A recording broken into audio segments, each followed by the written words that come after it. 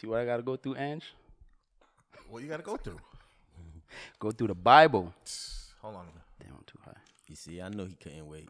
That was a good one. That was a good sip. Yo, what up? Welcome to the Knowing Part podcast. Maybe he's rebellious, B. What's up, everybody? Mm-hmm. Oh, Ange's hype right now. Oh, you got that Red Bull kicking? It's only going to last for about 5 minutes. It's going to be a good episode. Oh, man. What's up, man? Whenever Ange's hype, it's a good episode. Welcome to the Knowing Part Show. Go ahead. There we go. Let's You do know it what I'm twice. saying? So Welcome nice. So to nice the we do it Knowing twice. Part Show. Yes, yes. What's up, y'all? Chilling. This guy just did it. Exactly. I know. You What? see, Who? You just him. I did my throat. Yeah, did it. You're be this, doing that. he said, "Don't do it." Yeah, this guy It's, just it's, did gonna, it. it's gonna happen throughout the whole episode. I told you. Don't do that. You'll be. Gotta let it roll. Oh man, Yeah, So that's how you guys crazy. doing? We good. We good. we're hanging in there, hanging in there. Yeah. Let's hear some stories, Ralph. Let me get a story. Come on, man. You got a story, and people ain't hear a story in a minute, dog. Oh, did I tell you the story about my neighbor? Let's hear. It was interesting to just see how God works. So, my neighbor, going through some struggles, some health issues, and got a chance to speak. They have a few dogs or whatever, and I wanted to just be able to have the Lord open doors for him to be able to share the gospel with her a little bit, and it was interesting. So one morning, Ralph has a great voice, by the way. He has a great radio voice. nah.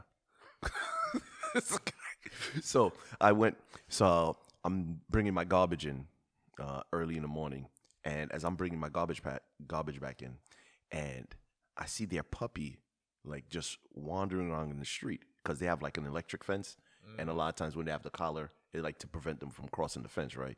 And what ended up happening, I think either the battery wasn't working or I don't know, it might have malfunctioned, but the puppy escaped. So now I'm standing and I'm like, the puppy's running, and like a weirdo, I just started praying, oh, please let the puppy come into my driveway. You creep. And I'm like, and the thing is, I'm beginning to pray, and I'm thinking to myself, that's so weird. Why would I pray? So I'm praying, come into my driveway, please, puppy, come into my driveway. And as I'm praying this, the puppy was going, towards, back home, and then the puppy literally made a U-turn and walked across my grass and came into my driveway. And then my daughter came out and started playing with the puppy, and now the owner had to come into my driveway to take the puppy. So when she came in to grab the puppy, then I was like, oh, you came to get your puppy? Yeah, the puppy's here. Oh, my daughter's playing. It was like, oh, yeah, I know. Puppy's always escaping the electric fence. And I was like, oh, by the way, do you go to church? Do you know Jesus? Straight to the point. Yo, because I don't know how. Savagery. I didn't know if she was going to just grab the puppy and bounce. So I had 5-minute window. Because I was like, I prayed. The Lord opened this door for me. I had to take advantage. So I immediately jumped in. So I thought that has to be the best way. And then conversation ended up going in terms of, oh, well, I used to go to church, Catholic church, so I asked her, are you a believer? She was like, well, I'll consider myself a disgruntled believer. All this stuff. I went through my health issues and all that. And I was like, wow. And I was like, well, this is the thing. And then she started talking about religion does this and all these things. So I just went to explain to her. I was like, yeah, this is the reason I don't like religion. Religion is all the things that you got to do and all the laws you have to keep and all this behavior modification, how I should speak, what I should wear, what I should do, what I should eat, how I should approach people. And that doesn't work. The only thing that works is having a true living relationship with Jesus Christ. You have to be born again. You have to from the inside. And then I went into the, use the Roman road in terms of going into the law. Do you lie? And she was like, yeah. And I was like, yeah, I lie too. And I went through the whole thing. Do you steal? Do you cheat? Went through it, and I was like, that's the problem. I was like, so what did Jesus do? Do you know? She was like, I was like, well, this is why he went to the cross. He went to the cross and he paid this penalty that we deserve so that we don't have to go once we put our faith and trust in him. So, and I was like, and it was an actual legal transaction that happened that a lot of people don't understand. It's like the same way if someone commits a crime, steal things or whatever, and you stand before the judge and you tell the judge you're sorry. Yeah, the judge said, you better be sorry. You better not kill someone. You better not, run the traffic light. But you're still going to have to pay the penalty. You still got to, pay for your crimes. And then, but if someone comes in and actually pay like the speeding tickets for you, now the judge is legally bound to let the offender go free, walk free, because it's been paid for. And that's why Christ said it is paid in full to Telestai. So that means now, legally bound, now God the Father can let us go because Jesus paid the fine for us. So and I explained that to her, and she was like, And I said the biggest issue is that going through the suffering, this is why I serve Jesus, because we don't have a God that is distant, that's throwing laws like a ruler, an angry God. He's a God that loves us and comes into our world, and he suffered with us. Mm-hmm. It's like, and that's the thing, is that he actually suffered with us. And not only did he suffer with us, but he went to the cross for us. So, and I was like, yeah, you could be going through this, but once you put your faith in Jesus, he will be with you through this, And like, she just looked at me and said, yo, thank you for that. You know what I'm saying? Like, just giving that perspective that we don't have this distant God that we can't connect with, but we have a God that will come into our world and walk with us and struggle with us and suffer with us and to carry us through, so that, give us that hope and that faith that we need in this life.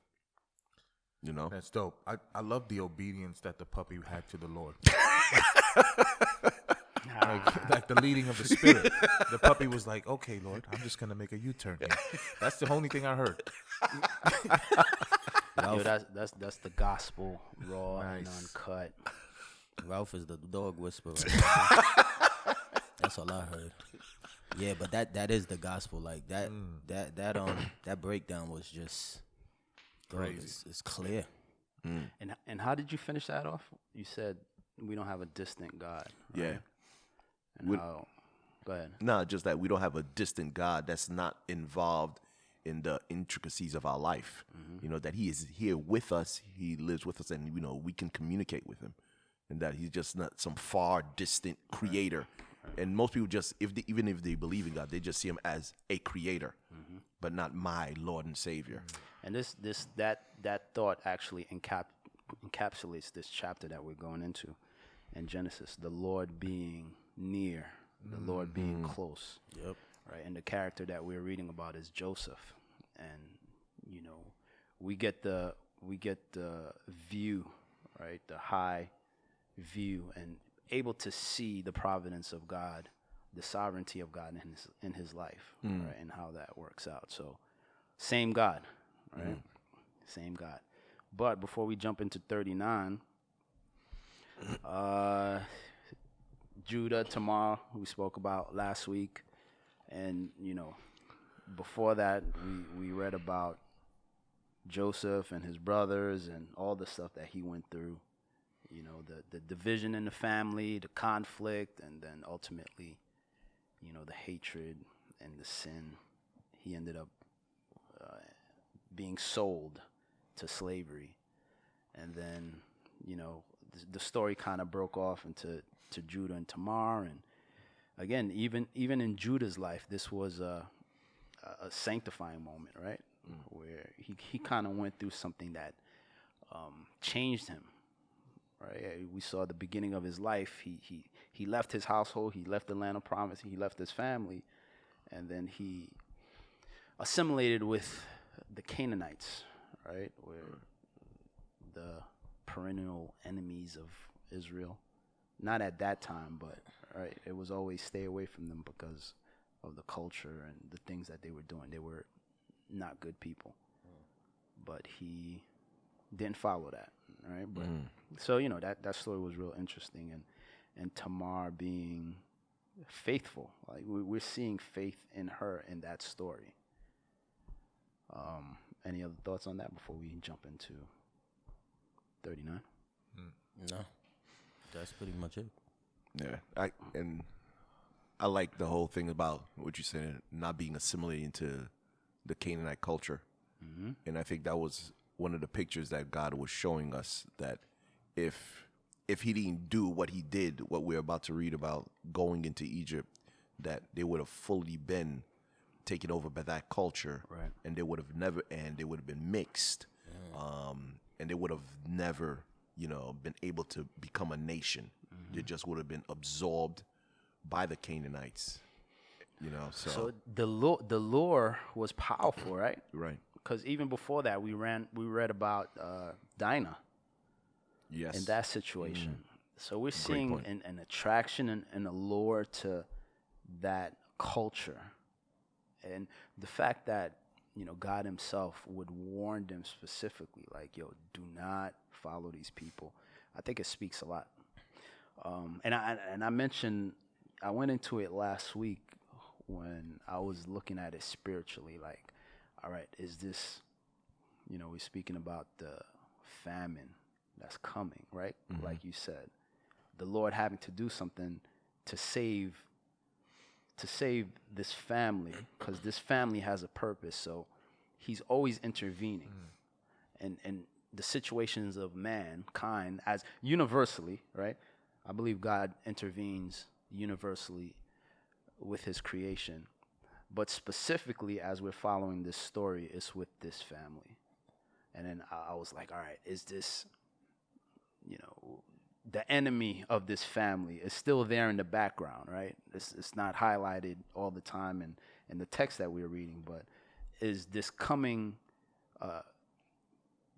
environmental issue, is it the work of the enemy?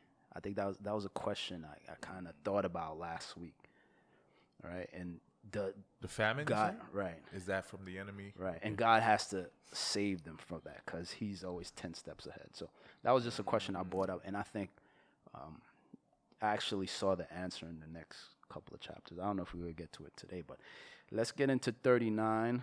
Yeah. Let's read. We in there, baby. Where you want me to read to? 39. Yeah, let's go from 1 to 6. 1 to 6, okay.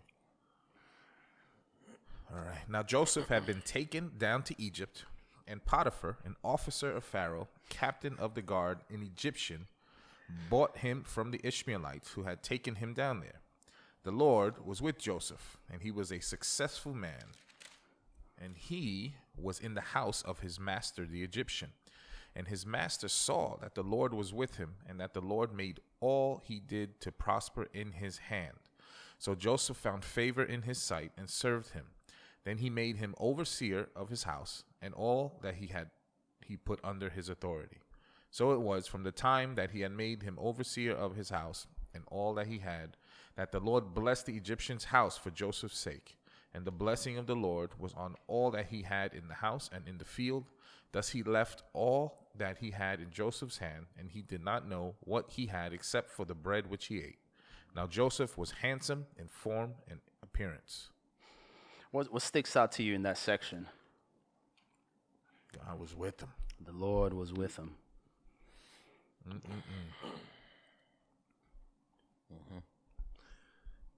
And it's amazing that not only that the Lord was with him, showing you that He made him prosper in all that he did. Yeah.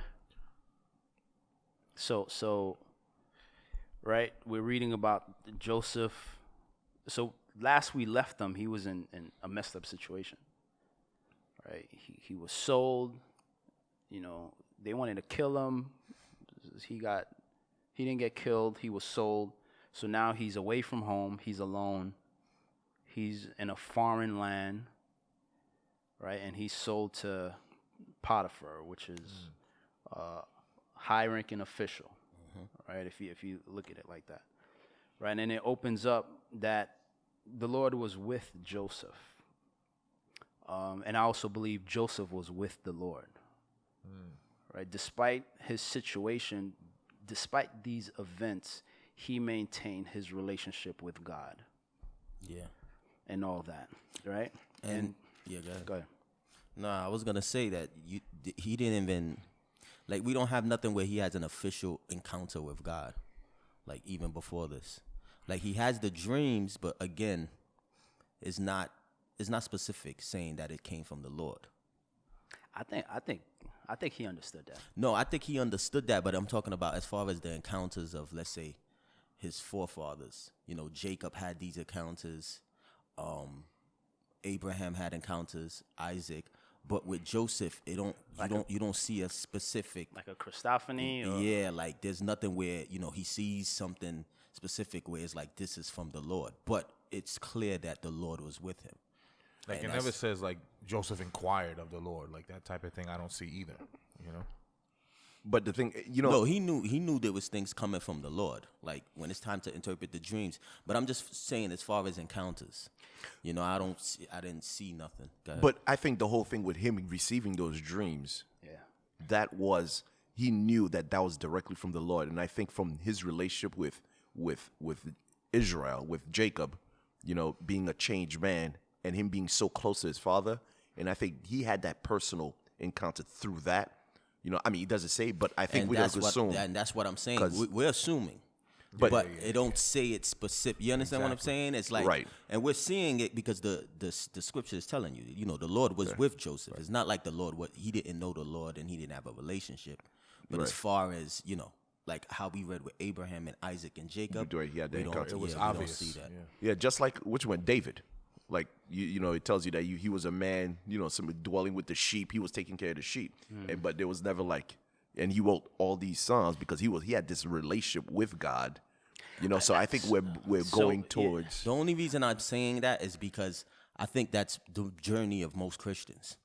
Like, you're not going to have these on the high top moments, where you're going to get direct contact with the Lord, but it doesn't mean that the Lord is not with you. Yeah. It doesn't mean you don't have a relationship with the Lord. It doesn't mean that you don't see God working. But a lot of people be wanting these, they want these supernatural encounters. So now you're boxing it to be a certain way. Like, the Lord could meet you in different ways, right? So I equate the dreams that he received and him knowing, because listen, the Lord is going to make himself known, right? And the way those dreams affected him, I believe that's him receiving the word of God. Yes, and I him agree. sharing the word of God. And, obviously we saw what happened, but that, and another question is, like, the Lord was with him, but he was also with the Lord. Right. And I believe as we read, we're going to continue reading, and we're going to see how that we still saw the fruits of that, the fruit of his relationship with God, was able to help him navigate certain situations, was able to help him just deal with his situation, right? Because remember, this guy was sold into slavery. He is a slave now. Right. How do you deal with that? And that's why I feel like his situation is so unique, because it was, compared to everybody else, it was total opposite. But it's constant reminder that the Lord was with him, because his life was a total opposite from what I should say that, Christians is wanting to see. You wanting to see all these signs, you wanting to see all these wonders, but sometimes your life is the total opposite of that. And you have to have faith that the Lord is constantly with you, because the things that this man went through. So, we read that even the Egyptian recognized that the Lord was with him. How you think the Egyptian recognized that? That it was that God? Do you think that the Potiphar knew that it was the God? Like, did he understand the God of Israel? Like, I think he saw his religious convictions. Like, you're a man of faith, right? And you move in that faith, right? So now this guy, he's seeing his integrity, he's seeing his loyalty, and he's seeing all of these things, and it's because of your faith. Right. And that's how Potiphar recognized, like, yo, the Lord is with you, and the way you move is like, wow. And that's why that saying that some people say that you will be the only Bible that some people read. You know, and I see that here because how he's living his life, he's being a light, he's being an example of the God that he serves. And I think it's obvious to his boss, you know, that this guy spends time with God. This guy has a relationship with God. He's a slave, yet he's working for me in ways that no one else ever worked for me. You know, and that makes me feel guilty, like at work when you complain. Right. You know, like, oh, I'm having a rough day. I don't want to be here. But are you working as if you're working onto the Lord? And it was clear that he was. Yeah, and the thing is that they believed in multiple gods. They were that's why I said that. polytheistic. Right. So they did believe, they were not like atheists, right? So they believed that there were gods, you know, It's but like over 200 gods. right. So the thing is that believed in it. this dude over here, though, the way he's behaving, his God is making him prosper because everything we give him works out well. So that's how they, you know, that was their thought. Like, if you do well, that means your God is, showing you favor. So that's how they're seeing it on this, very low level in terms of like, okay, we're seeing all this favor being given to him because of, like what you said, because of his integrity, because of his honesty, because he's hardworking, because of all these things. So he clearly sees it. And that's a great point what you said. Like, are we exemplifiers of that at our workplaces or in our neighborhoods or in school or in these other, can people see that the Lord is with us? But I won't even compare it to that. I think that's doing it a disservice. Why? If we compare, because his circumstance, I'm looking at his circumstance. Yeah. Dog. It was slavery. Yeah. Right? And we're seeing that God is above that. Right? God is above the circumstances. Yeah. And in his circumstances, he still maintained his relationship. And God was with him. And within his circumstance, he achieved success because of that. Now, we could talk about our jobs. Right. Dog, we go to work, we get paid. Right. It's not slavery. This guy was in slavery. Right. So I would compare that to somebody being in a dire circumstance, being alone. You have no freedom. You have no say.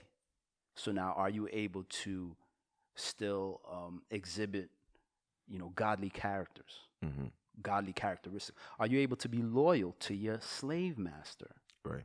Right? Are you able to be honest? Are you able to be forthcoming? Are you able to be disciplined? And that's what Joseph exhibited. And, Potiphar connected that to his faith. It was like, oh, yeah, the Lord is with this guy. And you know what? And the thing, though, saying that from the last episode, how we really pushed that whole him being entitled and being tattletale, I think we got to step back in terms of like, because there were no negative comments. We did say like the bad reporting things, it was always in a negative connotation. But the things that Joseph exhibited, as you said, this integrity and honesty because of his direct relationship with the Lord. And I think him receiving those dreams, although it seemed like he was being a tattletale, like, oh, look at my dreams. Like, you know what I'm saying? Being like not having certain level of wisdom, but you have to reveal these dreams to someone so that when it does come to pass, they know that God is real. Like, he couldn't just keep it to himself. He had to reveal it so that when it comes to pass, you're like, you see, God is real. So now, based on this relationship, what else happens? Now Potiphar is getting blessed, right? And we go back to, Genesis chapter 12 and 3, right? The promise to Abraham. Through you, I'm going to bless everybody else.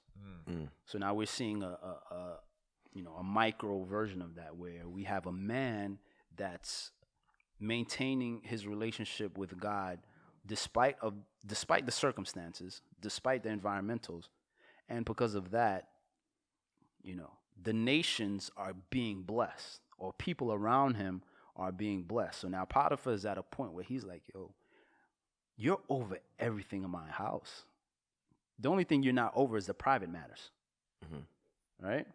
But you control. You have full control, full transparency of everything. So now this guy could relax. So now you're seeing the level of trust. This guy's a slave. And you know what I'm saying? And now you're seeing this relationship being established. And not only is the Lord blessing Joseph, Potiphar is being blessed, and his household is being blessed. Yeah. Right? And it says also Joseph was handsome in form and appearance. Just you thinking the physical beauty is a curse?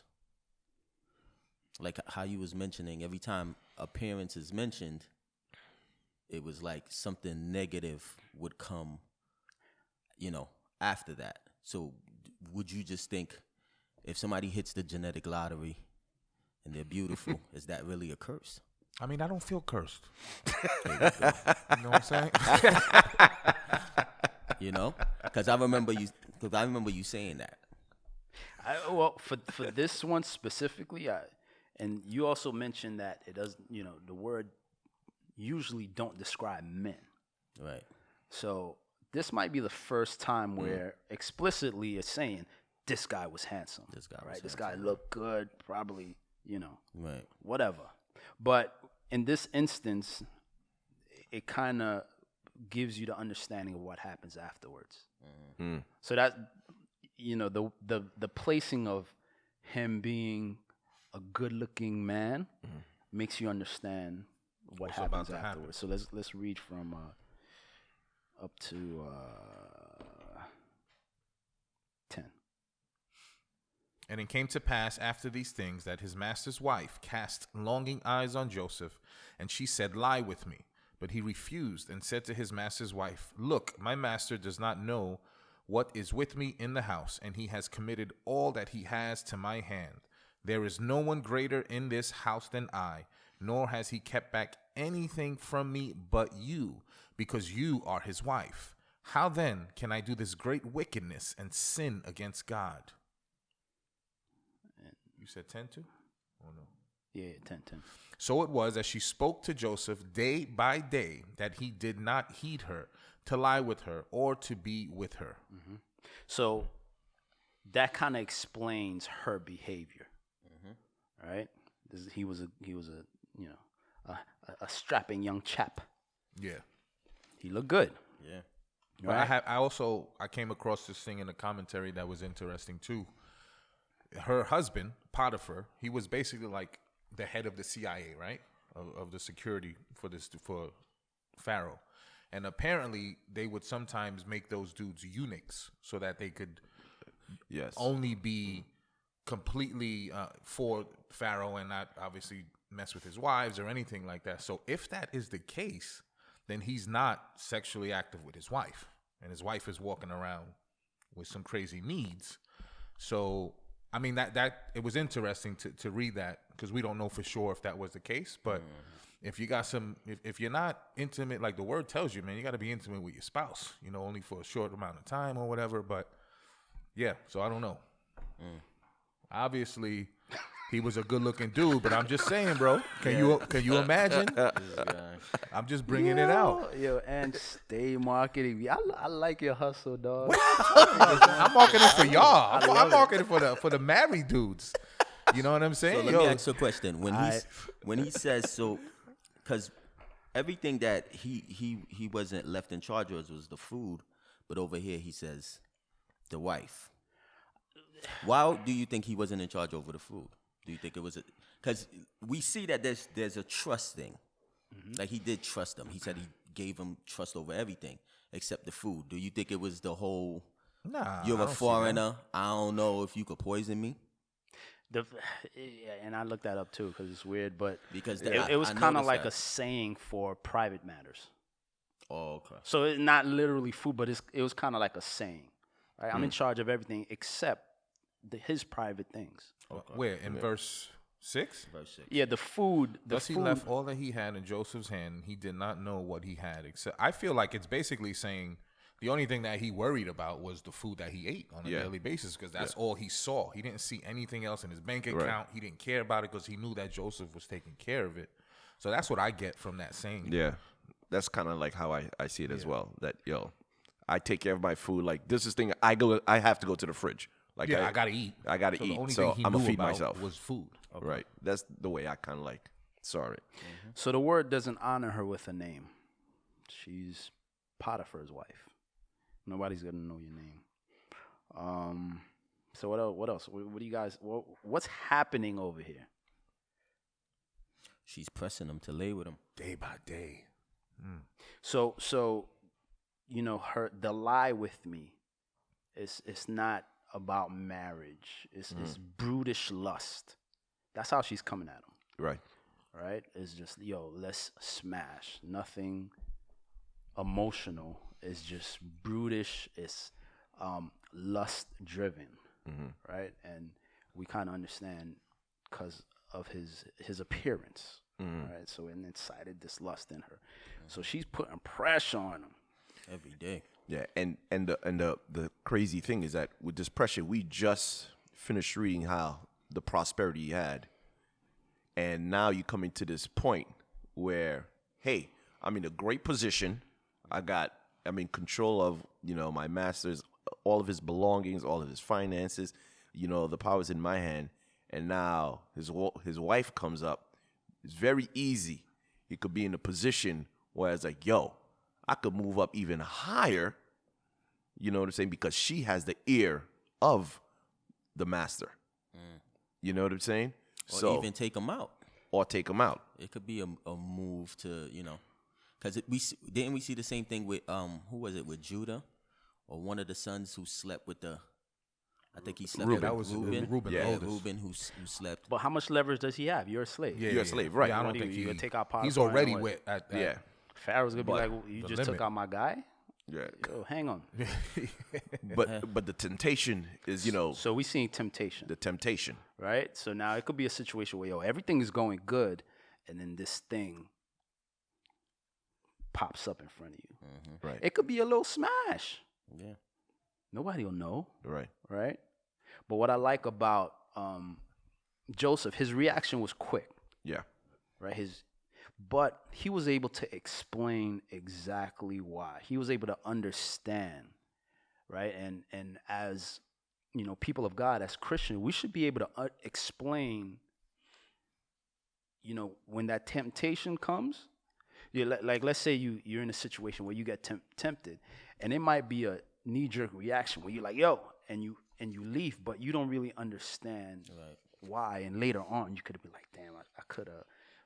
But he didn't do that. His reaction was quick, but then he was able to explain exactly and rationalize exactly why he did why he's not gonna do that. Yeah, but it was a period of time.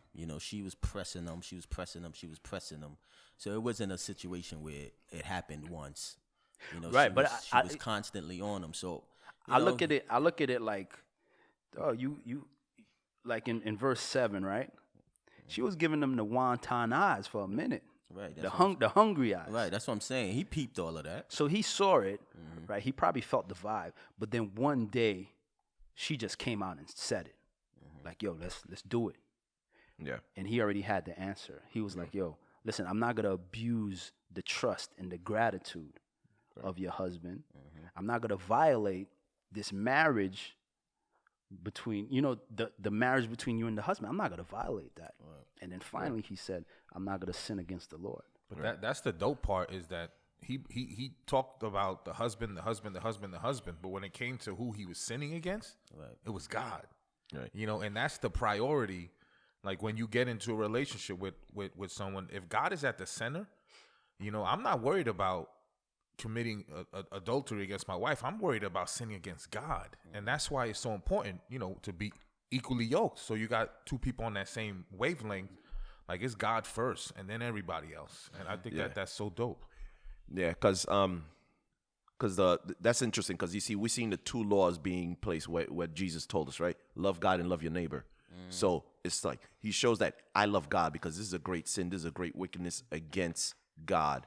And then what? Love your neighbor because I do not want to offend my master. And just like Marcus was saying in terms of like, he's showing lack of trust. Like, yo, this dude, like I was able to prosper, made him prosper. So that's showing a lack of trust. That's being untrustworthy, right? And then, like you said, unfaithful to your wife.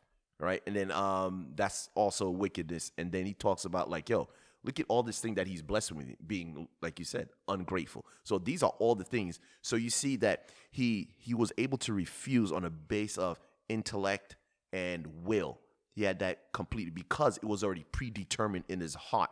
It was already set in stone that I'm not going to do this. And that's the problem with when temptation comes. A lot of people, like, especially if people are living on the edge, because a lot of people want to live on the edge, like, how many drinks I can take before I get drunk. Exactly. You know what I'm saying? Yeah. Or how far can I go and not smash? You know, maybe a little kiss here. A little texting. A little sexting. A little sexy. They always want to live on the edge and say that, oh, I'm not going to do that. But when it came, because you notice that this just came out of the blue. It felt like, yo, shorty saw him and like would say, yo, come lie with me. So now, if you're faced with temptation, if it's not already predetermined in your heart that you're going to say no, you're going to fall in. You're like, I didn't know how it happened. Yeah, dude, it was 1 o'clock in the morning and you was in the bar. Of course, that's how it happened. Right. You know what I'm saying? So it has to be predetermined in your heart. And then the next thing that I really like, when he said that this is great wickedness, he called it for what it is. He didn't call it, friends with benefits. He didn't call it, this is, no strings attached. Yep.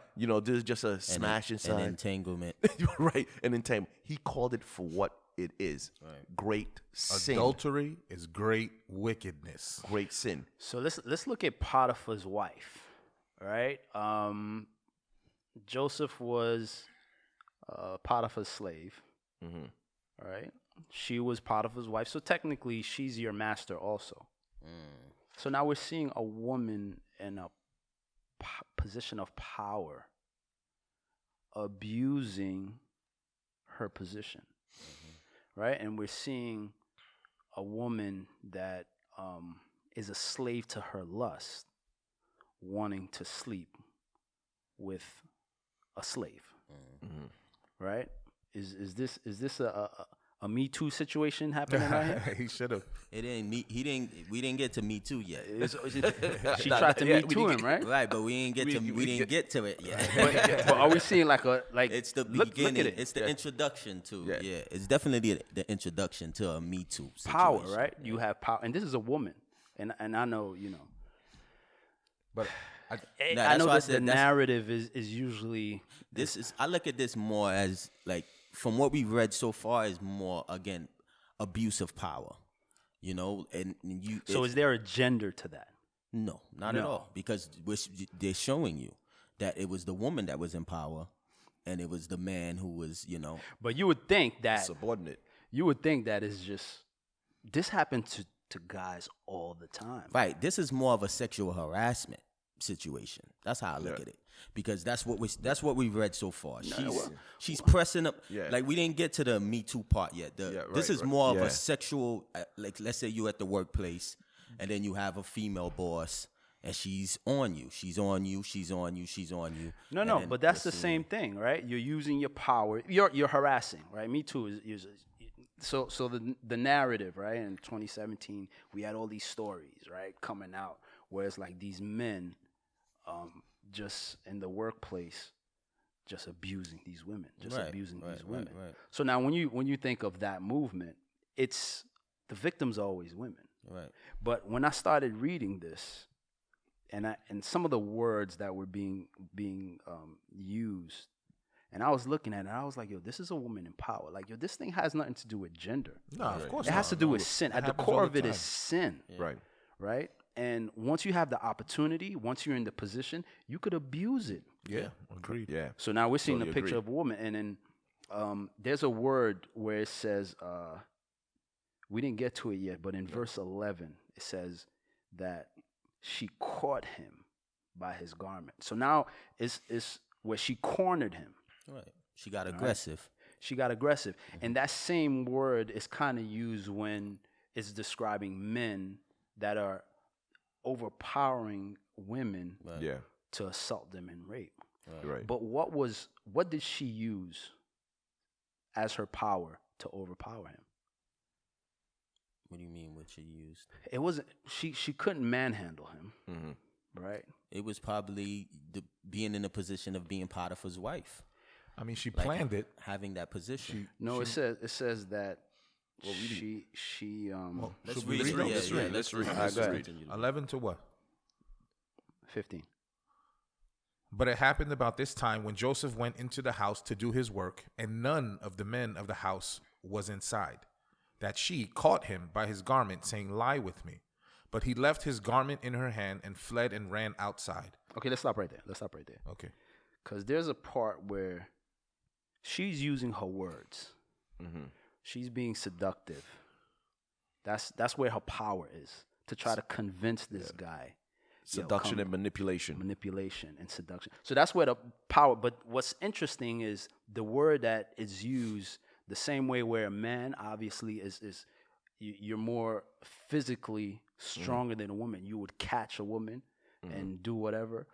It's the same thing, but it's not physical. Now it's these words. So then it leads me to Proverbs 5.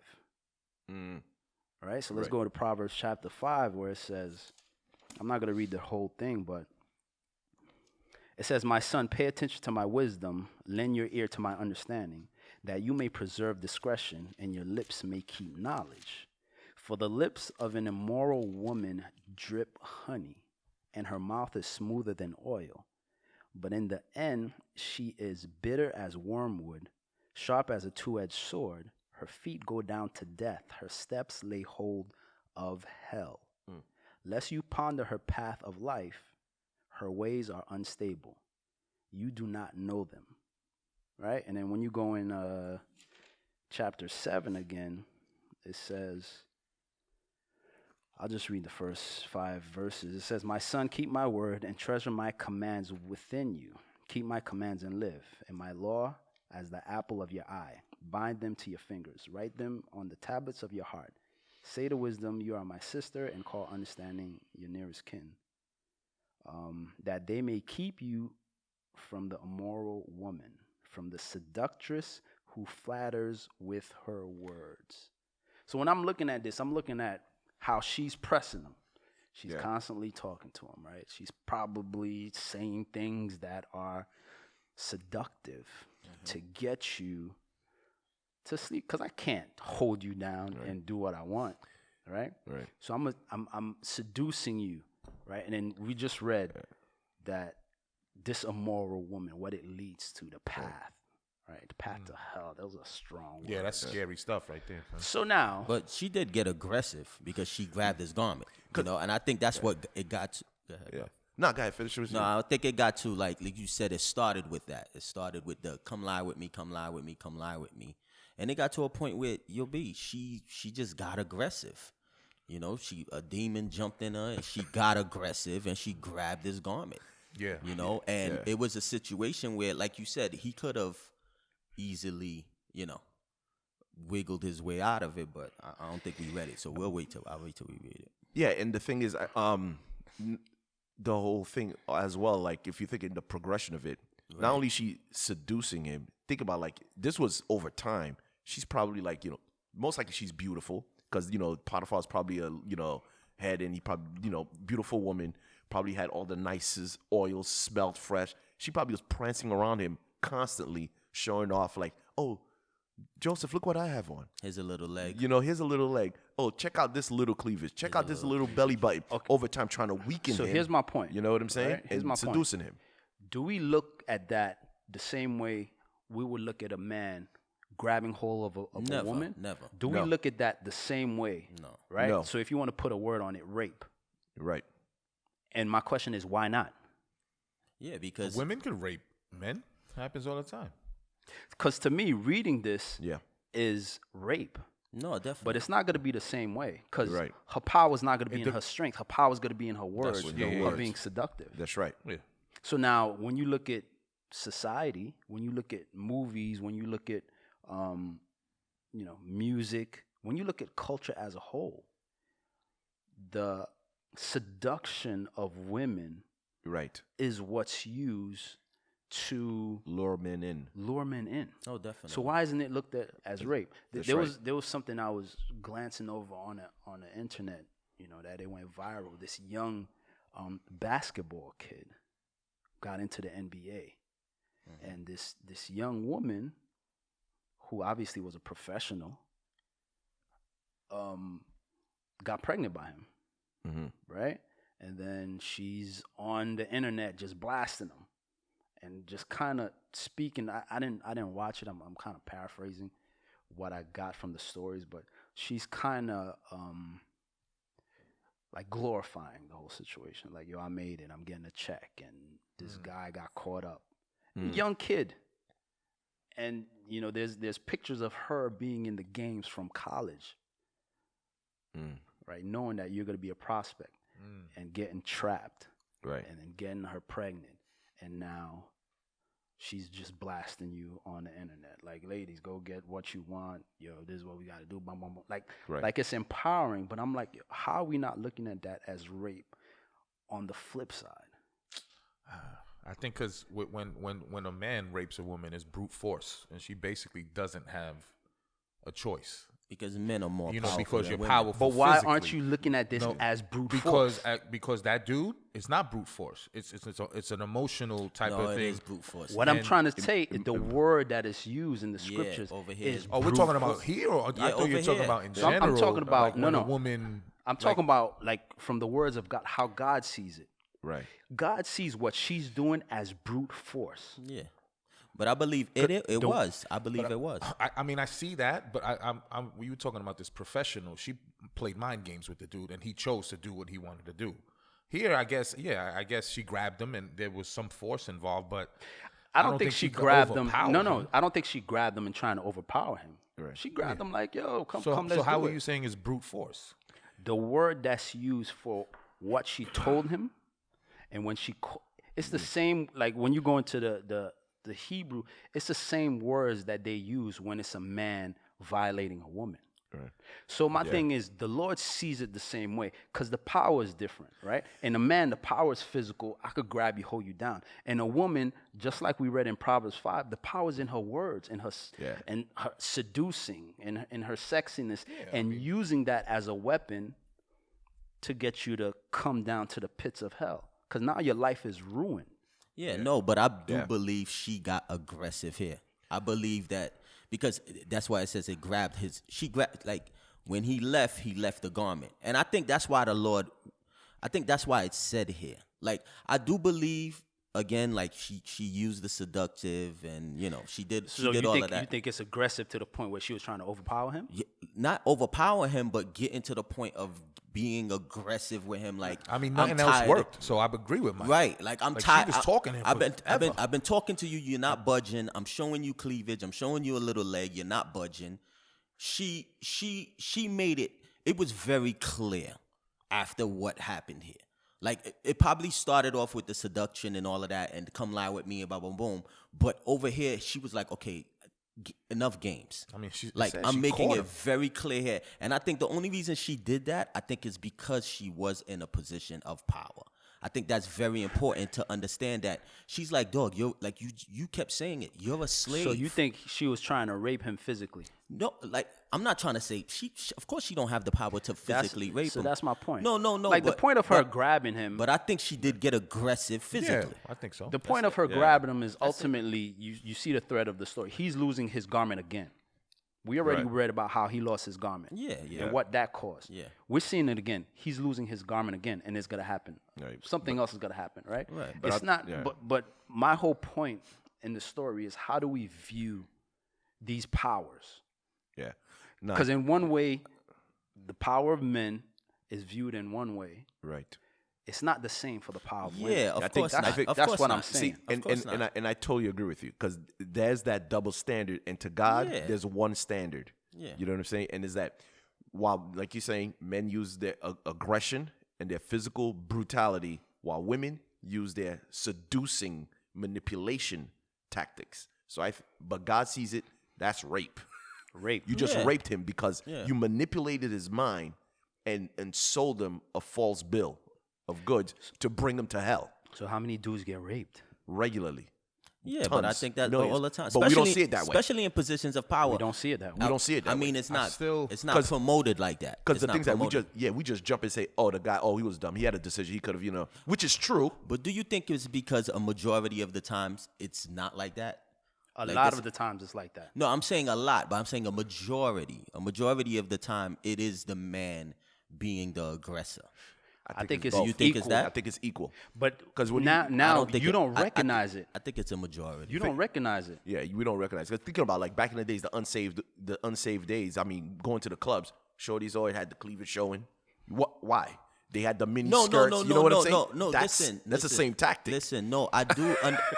I agree with the seductive because when you read Proverbs, that's all Solomon constantly is warning him. I'm talking about a woman being in a position of power over a man and getting to the point of being aggressive and grabbing All the him. time. No, But the man is not going to report it. Or the man is not Right. going to feel like, yo, I just got raped. No, that's what I'm saying. I agree, but that's what I'm trying to say. I think the reason why the way you're saying it is like it's not being, I should say, broadcasted more is because that's why I say, do you think it's because of the majority of the time it's the man against the woman? No. I'm not saying that it don't happen a lot, but I'm saying a majority of the time when it's a position of power, a man is in a position of power, he's being aggressive towards the woman. here's Do you what think that's a majority of the time? Here's what I'm going to say. Yeah, I'm I gonna see what you're saying. And that's okay. and again, that's the only reason I'm saying that it's Right. not in society. It's not looked at that. It's not to say that it doesn't. No, happen. here's what I'm going to say. Here's what I'm saying. When you look at it on the surface, Yeah. the man being the aggressor looks worse. You understand what I'm saying? But Of when course the it does. women being Yeah. the seductress, that's in everything. That's in commercials, Right.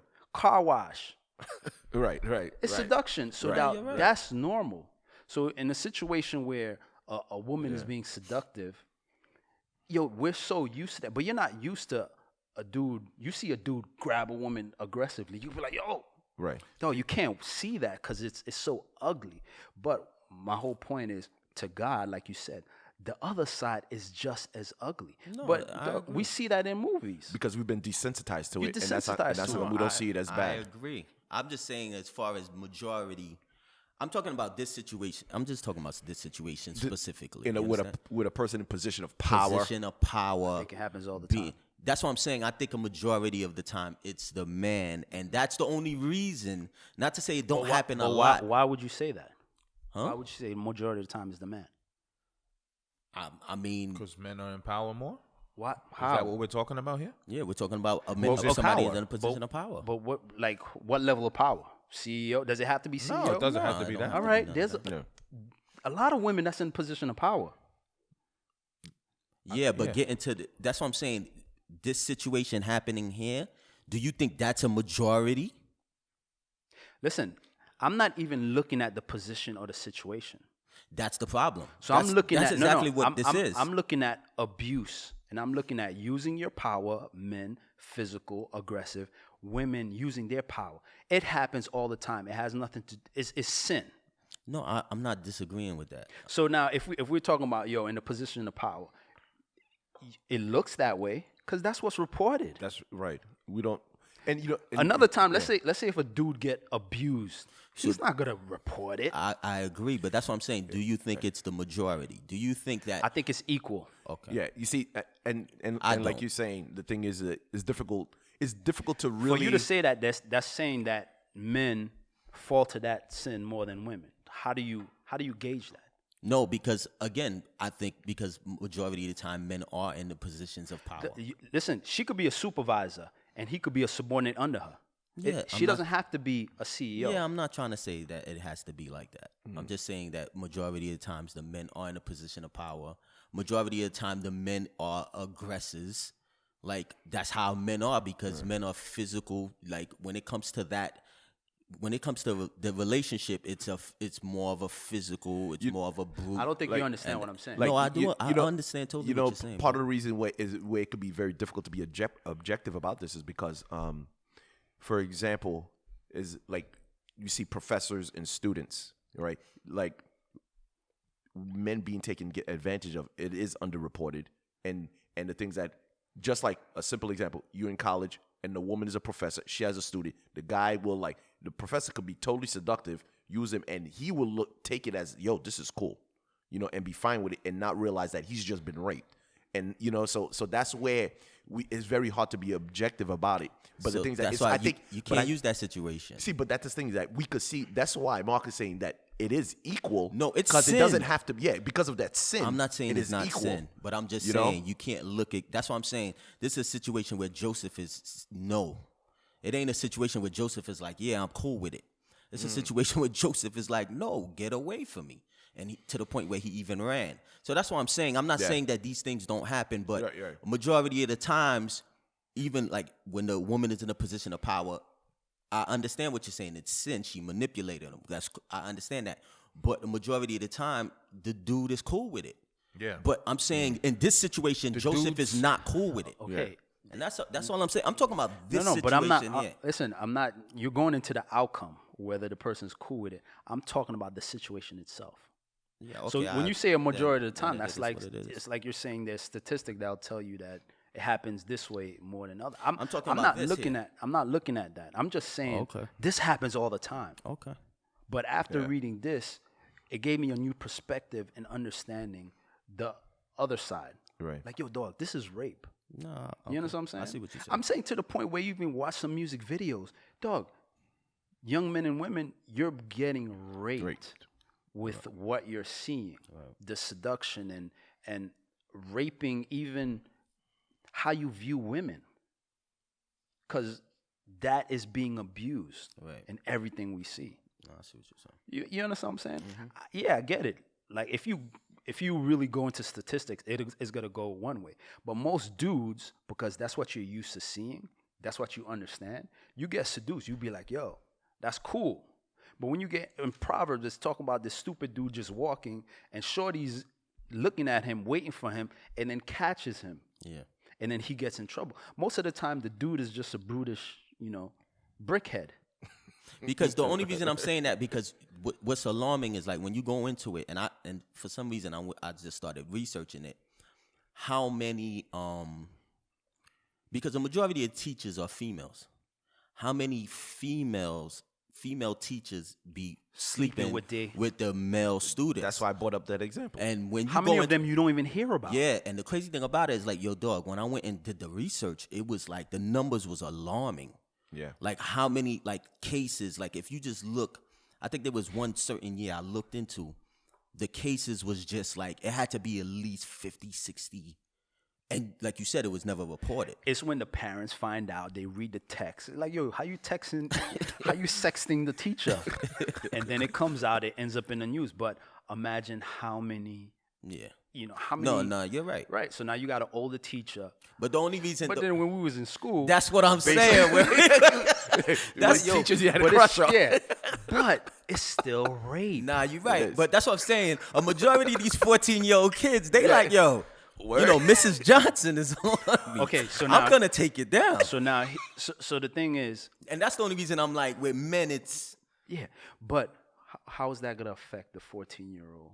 Oh, down the line. Yeah. It's gonna ruin the same effect it has on the young man and how he relates to women, how he's gonna relate to his marriage, his future wife. Is the same way a young woman will be affected as she get older. Definitely. Exactly. So now I'm starting to view it like, yo, dog, dudes get raped all the time. Oh yeah. Right. Raped all the time. Because it's gonna bear fruit and the effect is gonna be felt later on. So that was just my point. And it was fascinating to me when I started reading about the words and the seduction. And that's the power.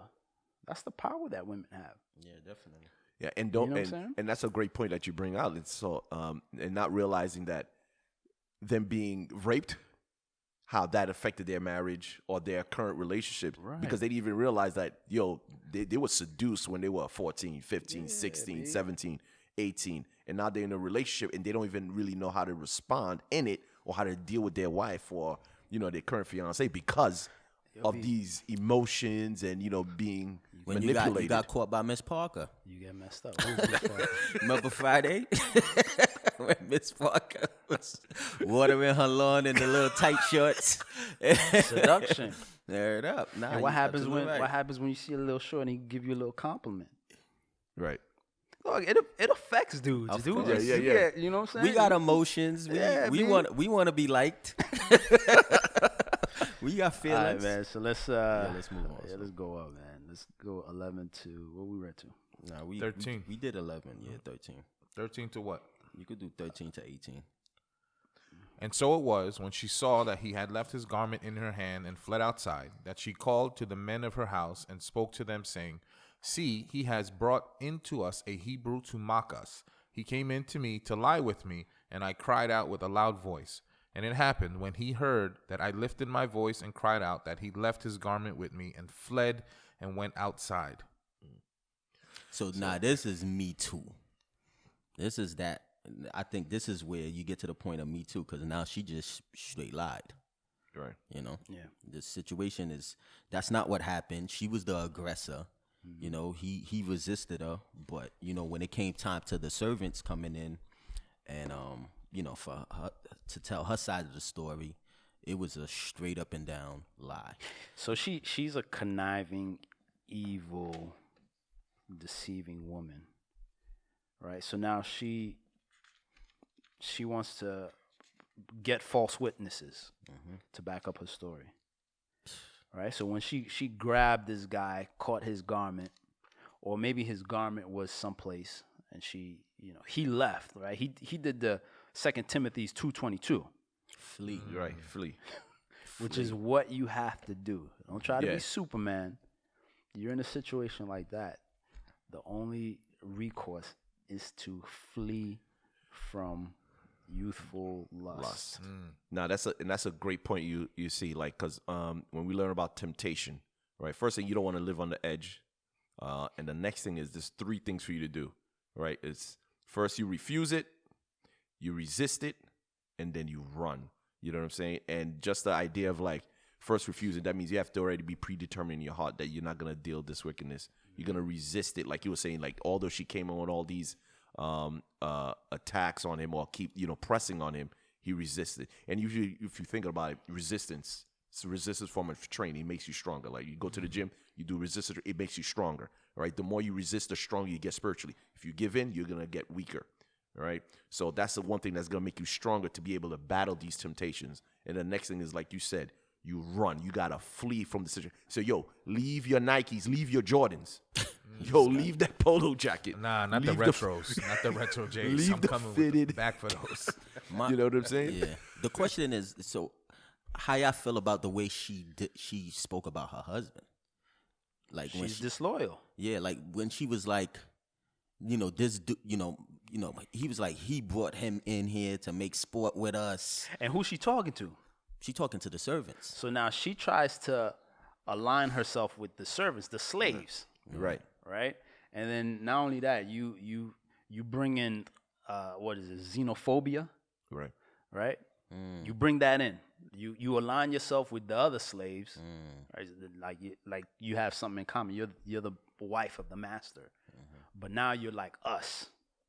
And then you isolate him by saying, "Yo, he being disloyal to your husband." Now you're talking bad to your husband, to the slaves, and you saying, "Yo, he brought in this Hebrew." Right. So now you're Catering to discrimination. You're Right. catering to things that sort of culturally unacceptable. yeah. You're playing into that. You're playing into that. So now you want to build your case. You want to Right. bring in these false witnesses. You know what I'm saying? And like you said, you was trying to be disloyal to your husband by sleeping with his slave, Right, definitely. and then in front of the slaves, you're bashing your husband. Yeah, there was definitely something there between her and her husband. Because he was a eunuch. And I don't- that makes he it wasn't smashing. I mean, that there could be All something these there men, too. they knew what was popping in that house. You think she wasn't smashing other dudes? Come on, man. They knew what was popping. So let's any Let's other go thoughts? 16 to the rest, or what? Where we at? 19. Yeah, 19. So Yeah. she kept his garment with her until his master came home. Then she spoke to him with words like these, saying, "The Hebrew servant whom you brought to us came in to me to mock me. So it happened, as I lifted my voice and cried out, that he left his garment with me and fled outside. So it was when his master heard the words which his wife spoke to him, saying, Your servant did to me after this manner, that his anger was aroused. Stop right there. What do you guys think? You're already seeing that same characteristics we spoke about before. That seduction, that manipulation. Now, here it comes. So now, manipulation of her husband. Yeah. Yeah, this chick is wicked, dog.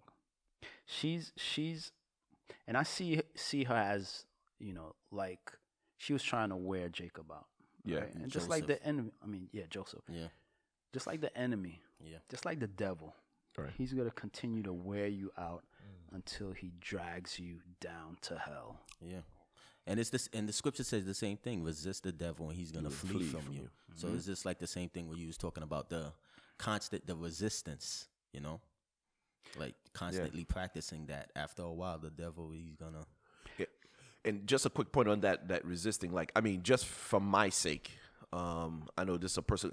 Not to be legalistic, it's like only about 80% of like entertainment that can't be watched.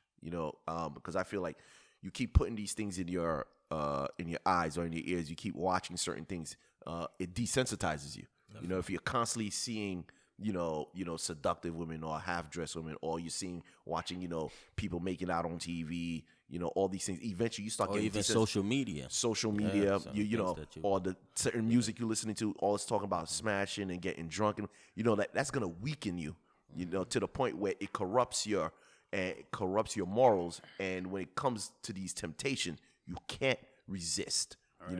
You can't fight it off because you've already been weakened. You haven't built up the strength and the stamina, and haven't trust in the Lord to help you through these trials. But that's why you could tell that he was spending time with the Lord. Exactly. You know what I'm saying? Because if he wasn't, he would have been smashed. Yeah. Yep. But it's just like what Marcus brought out with Proverbs. That's why Solomon was constantly saying that, like, keep the words that I'm saying towards you, because it's gonna keep you away from that woman. And it's even with David, where he was like, I think it was like he hid the word of the Lord in his heart, right. So that he wouldn't. So it always goes back to the word of the Lord. I find myself going closer and closer to the world when I'm not in the word, right? So, but as I'm constantly in the word and in fellowship, being around like-minded people, right. Constantly talking to Christians and being around Christians, again, you're gonna be built up so that when that temptation comes, you're gonna have, like the scripture says, the armor of the Lord. That's right. Who do you think Potiphar was mad at? It's interesting. It says that. Keep on reading. I think that let's read the rest. It says that his anger was aroused. Let's keep on reading. It just stops right there. It's purposefully ambiguous. Yes. Let's keep on reading. Then Joseph's master took him and put him into the prison, a place where the king's prisoners were confined. And he was there in the prison. But the Lord was with Joseph and showed him mercy. And he gave him favor in the sight of the keeper of the prison. And the keeper of the prison committed to Joseph's hand all the prisoners who were in the prison. Whatever they did there, it was his doing. The keeper of the prison did not look into anything that was under Joseph's authority, because the Lord was with him. And whatever he did, the Lord made it prosper. So that was a good point that you brought up. Was this punishable by death? What? Yes. So do you think him being thrown into prison was Potiphar's way of, like, I know what kind of woman I'm married to? 100%. Yeah. And it was like, I think when I'm reading it, I'm like, this should have been punishable by death. You're a slave. Yeah. And you're trying to sleep with my wife. So I think the throwing into prison was grace. Was like, I should say mercy. In the situation where Potiphar was more like, I know what kind of woman she is. Yeah. I'm not gonna put you to death because I already know it's funny style, but I gotta do something because I'm a man that's in a position of power, and you got the other servants and slaves looking. So now she already did the campaign and got her witnesses. Right. So now he's coming in, and now it's like, all right, what are you gonna do? Right. He's looking at her like, I know you a foot dragger. Right. Yep. You know what I'm saying? Like, but I know your character. Mm-hmm. And this guy's been holding me down. Right. Mm-hmm. Now I'm going to have to go back and worry about all these things I stopped worrying about. Right. Because everything was under Joseph's care. It's like, now you messed up. I know this guy. Yep. I know this guy is love his God. Yeah, and he wouldn't do something. And everything that I have got blessed because of him. And he was like, I know you wanted to smash him. But you don't have the proof. You can't do it. Yeah. Like you said, And you she already got got all the witnesses. witnesses. And she got the garment. And she got the garment. And she got the So she garment. got the evidence. Yeah. She got the evidence. He So now what are you That's the going to problem. Yeah. do? So now, again, that was punishable by death. But then he ended up in jail. Right. Right? Almost like a confined area where prisoners, I don't know. He went to jail, basically. But that's messed up. Like, dog, how you lose your freedom twice? Because of Me Too. Unjustly. Because of Me Too, B. But that's This interesting is the first, what you said, This bro. is the first Me Too situation. It's interesting what you said about how you lose your freedom. I guess physically he did, but spiritually he's as free in Christ as anyone is. Of course. Where, on contrast, his brothers who are free externally, they're slaves to the guilt of what they did to him. You know what I mean? So it's just crazy that every time we have it easy the way we're reading it and looking at it, but he was being elevated spiritually every time he was in those confined places where us as humans would feel like God has forgotten us. But again, God was with him and elevating him that's what it every time. Yeah. And it's just dope. Like, if you find yourself in that predicament where you're like, God is not with me, God is with you, and God is getting you ready for something. Right. So I think it goes back to what I asked before. Can God use you if you're not, like God? It says God was with Joseph, right? And I believe Joseph was with God, which allowed God to use him. Right? Are you going to be able to be used if you're not with God? Perfect example is Jacob. We see that God was with Jacob, but he had to go through a lot of hardships until he was with God so that God could use him. Yeah. Whereas this guy, Joseph, everything that he went through was unjust. Like, it wasn't his fault. Like, he didn't do anything bad, but God was using the situation. Right. But every time he get into a situation, you see him elevated. And then something happened, boom, he gets humiliated. Right? He come with the dream, he's elevated, his brothers take him out. Throw him in the pit. Now he's in slave. He's in Potiphar's house. He's elevated. And you The get wife come. take You him get out. taken out. Now he's in jail. Right. God is still with him, and he's still with God. Right. It happens again. He gets elevated. And then we got to read later on, he gets taken out again. And all of this is preparation for what God needs to use him for. Right. But all of that, the stuff he's going through is unjust. No, And he definitely. didn't just elevate him to the same level every time. He elevated higher and higher and higher. And that's what God does to us. We don't see it, Right. but he's elevating us to new heights, man. And ultimately, it's his word coming to pass, that dream. Right. Right? So now I'm preparing you for this dream. So now you're seeing him having to take steps in humility. That's why it goes back to the beginning when he was young, him having Right. to experience humility, right? You coming back down. Do you think that Joseph had like great administrative skills? Maybe that was Yes. like one of his. Yes. I believe, like, reading this, and I believe that was something that since with his dad, I think that's why That's his where it dad started, gave him the coats of many colors Yeah. and put him in charge. I think this was a man who had great administrative skills. Yeah. So when he went in, no, it's definitely clear that he was elevated because of the Lord. It Yeah. says it Yeah, clear yeah, that yeah. the Lord was with him. Even at this part, it says the Lord. It says and he was in prison, but the Lord was with Joseph and showed him steadfast love. So it wasn't just the presence of God, even at this point, because like you said, I think this is a point where he's probably at his lowest right here. Now he's in prison, but it was like, the Lord loved him. The Lord's steadfast love was on him. The Lord was with him, but I think Joseph had great administrative skills. Like, Yeah. I think that was something he possessed. So now this is a great point, right? If you have skills and you have talents, and the Lord is with you, how much more are you going to prosper? Or is the Lord going to bless you? You could have talents and skills and not know the Lord. But we're seeing this situation where this guy went from a slave to the second in command to probably the known world at the time. Yeah. And it's just a quick point what Mike brought up. It made me go back and look when we first introduced to him.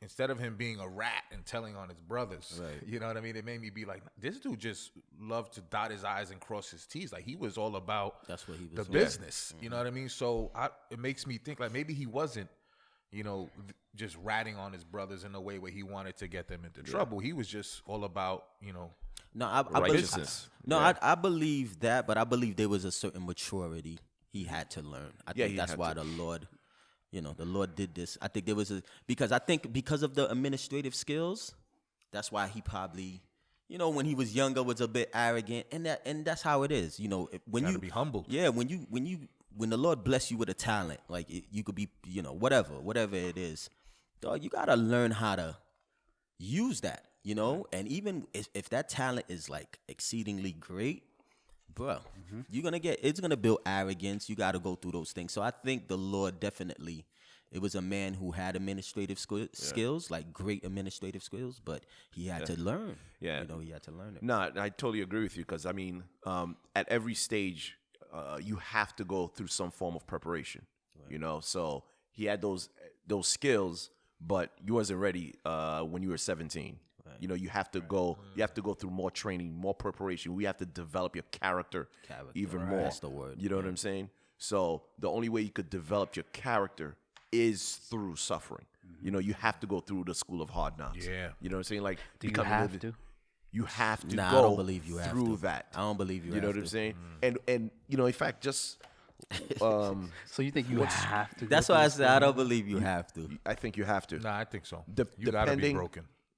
Lord's gotta break you multiple times. Hold on, let me see if I could. Yeah, there goes that have to word. Yo, again. B, you know how many things in life I sat there and watched people do, and I was like, yo, that's just a bad decision. So you don't think wisdom and blessing could come by submitting to the Lord and listening and heeding? Oh yeah, but Yes. that's Yes. not the you're trying And to that tell me couldn't that build you guys. character? Of course it Yes. can, but you're telling me Yeah, that so that's you don't have to go through. Yes, you do. No, you don't. There's certain things in your life that But you have to be just, broken. You just said two things. No, I'm saying I agree with that's one method, but you're telling me that your life is you've never been in a place where the Lord had to break you and humble you. Of course. No, that's not what I'm saying. I'm saying, do you have to? Is that the only way to build character? Is that It's not the only way. So that's no, what we're that's saying. what we're saying. But what I'm saying is, it's not. God uses multiple methods in people. I think. Yeah. But you Okay. don't have to You don't go through the have school to. of hard knocks. Nah, I believe you do. See. This guy's Wait, you're not understanding what I'm saying. I said that God does that, but He also has to break you. All right, check this out. I'm gonna read the Go scripture. ahead, read the Right, scripture. Hebrews 12:9. He says, "Furthermore, we have had human fathers who corrected us, and we paid them respect. Shall we not much more readily be in subjection to the Father of spirits and live? For they indeed for a few days chastened us, as seemed best to them, but He for our profit, that we may be partakers of His holiness. Now, no chastening seems to be joyful for the present, but painful nevertheless. Afterward, it yields the peaceable fruit of righteousness to those who have been trained by it." See? So it's like, yo, that holiness that God requires from Look us. at this guy. No, go ahead. No, that holiness God requires from it has to come from somewhere. He has to go through some form Yes, of sir. suffering. Yep. He brings you to that point. Because if it's not so, right? Why would he said in Philippians 3, he goes, "And be found in him, not having my own righteousness, which is from the law, but that which is through faith in Christ, the righteousness which is from God by faith, that I may know him and the power of his resurrection and the fellowship of his suffering, being conformed to his death." Yo, Paul said, I seek that so I could reach that holiness that my Lord and Savior had. Amen. You know what I'm saying? He says, this is my fellowship in that suffering. I think it's in that valley that he creates greater character and greater holiness. Amen. As opposed, you're just learning vicariously where it's not deeply rooted. Nah. I agree with you, So bro. you, I so, think- so I you're think- saying.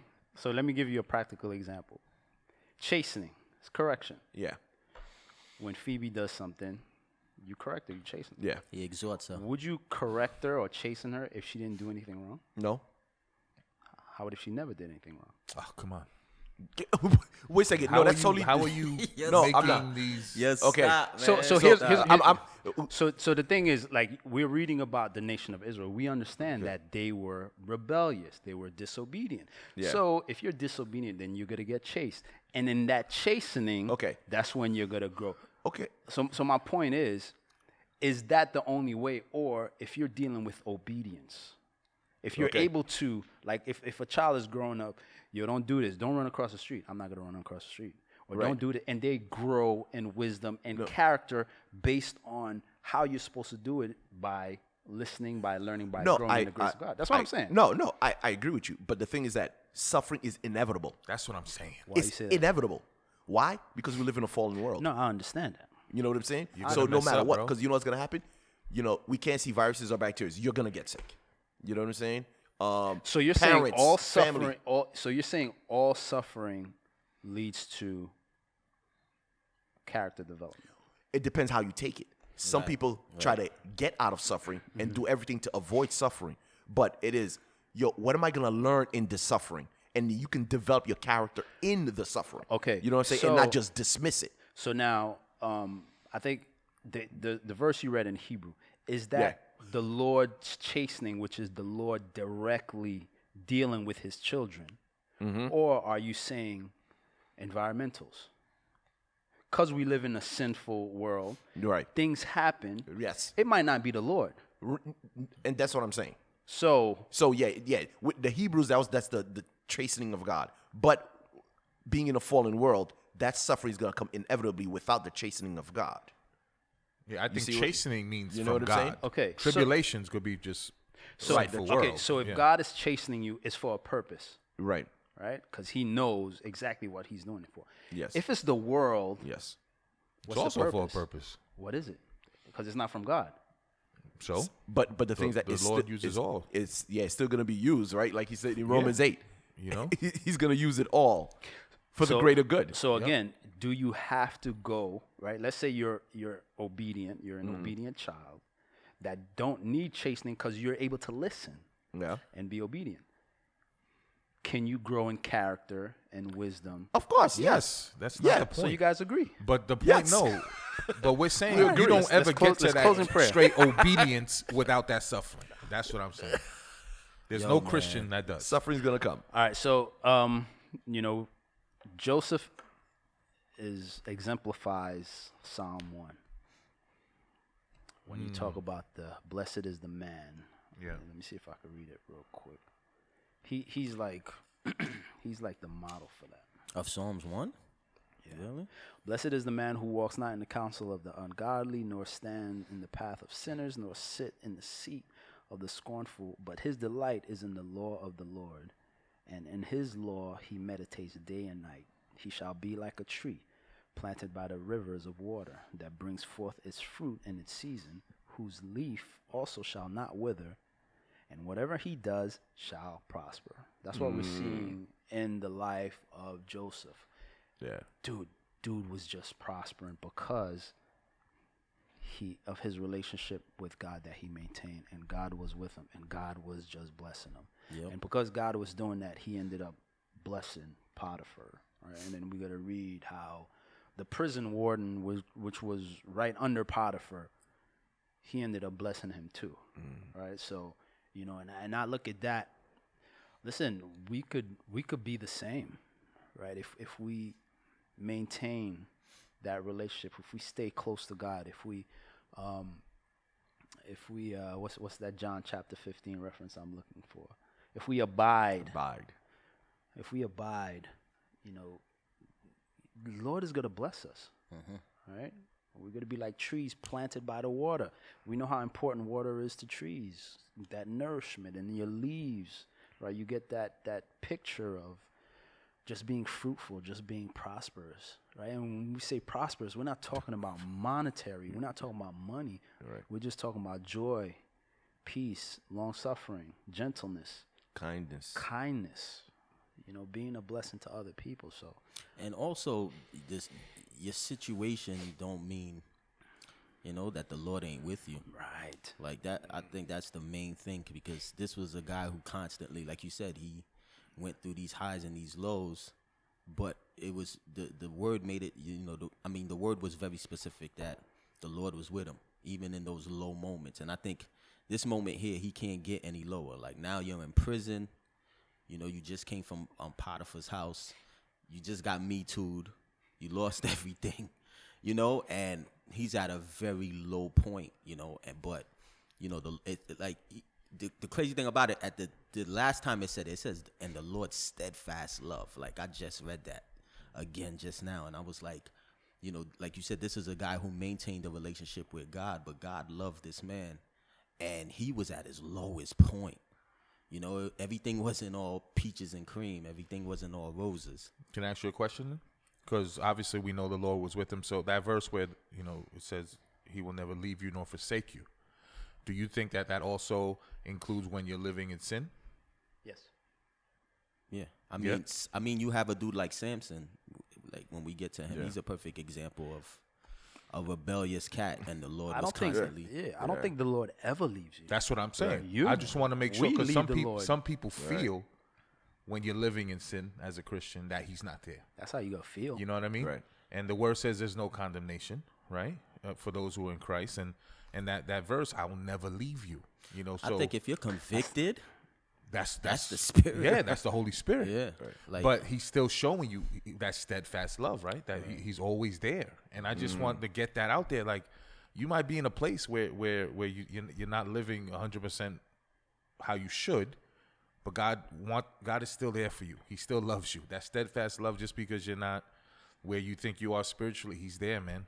And come back home. And Jesus says, if you love me, keep my commandments. So if you're disobeying God and you're living in sin, you're not showing Jesus love. Right. That doesn't change his affection towards you. Yeah, Right. exactly. But it's obvious your affection towards him is not reciprocal.